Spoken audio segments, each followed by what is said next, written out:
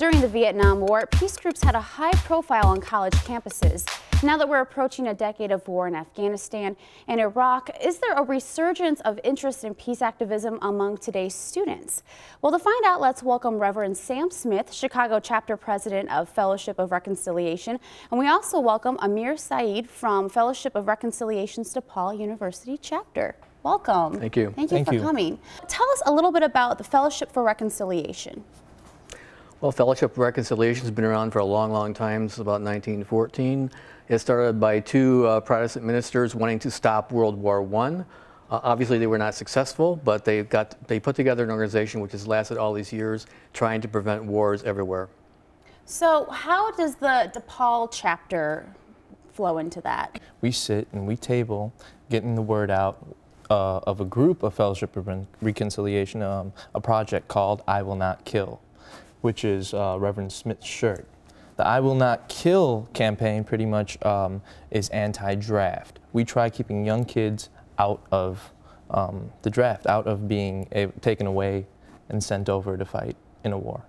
So Amir, you're a senior now.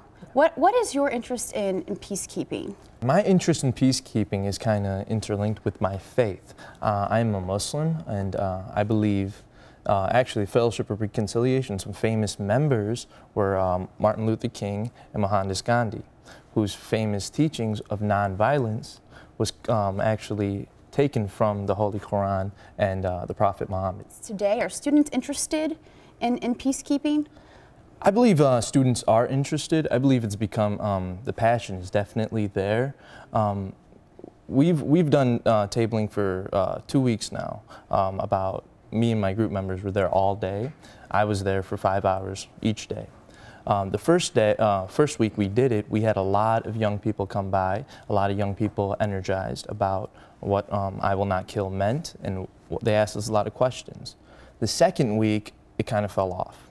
So what I'm trying to say is, people are still interested. We just have to get the message out in order for them to grasp their passion. A lot of kids really are peaceable at heart, and they need some direction to go in. And back in the 60s, there were a lot of different high-profile directions, whereas nowadays there don't seem to be.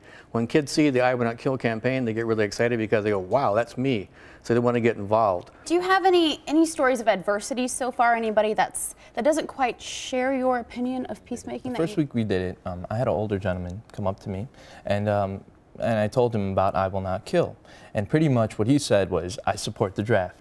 We need young men to fight so old men like me don't have to. So what I explained to him was, if we keep sending young men over to fight in war and we lose these young men, they're eventually going to come for the older men who are already signed up for the draft. By telling him this, I kind of scared him, said, well, would you want to be drafted in your retirement? And he actually signed a card. So it did work out. I did kind of sway him our way.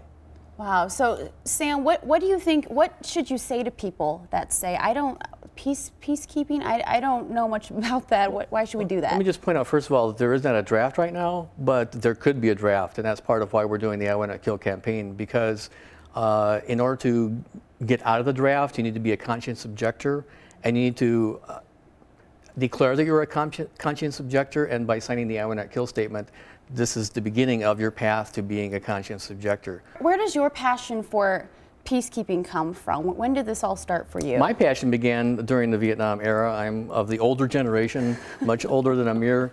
I was faced as a student at the Moody Bible Institute as to whether I would go to war in Vietnam. I was going to be in the lottery, and actually my number came up as number 12, and if I lost my deferment, I would probably go. And I had to decide what would I do, and I could not visualize Jesus Christ being in the rice paddies with an AK-47 mowing down Viet Cong. This is an interfaith, international group that you have. What is the importance in that, to share all of the faith? And I believe all the faiths are interlinked. As he said, Jesus in the Quran is called Isa, so we believe in the same Jesus Reverend Pastor mentioned.